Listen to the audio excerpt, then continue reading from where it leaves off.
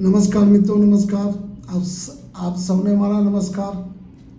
મારું નામ અશ્વિન વૈદ્ય છે. આજે હું તમને લાગણી વિશે બે શબ્દ સંભળાવવા જઈ રહ્યો છું.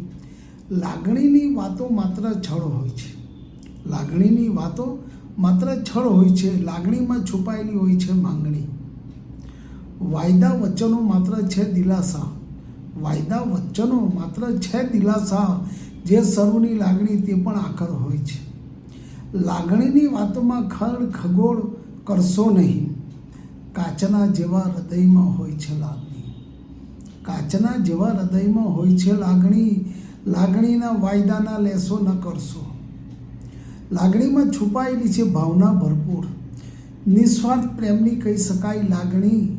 જેટલો સ્વાર્થ તેટલી જ હોય લાગણી. જેટલો સ્વાર્થ તેટલી હોય લાગણી. લાગણીમાં ન હોય માંગણી. બિલકુલ ભાવના સભર જોવા મળે છે કેટલી લાગણી.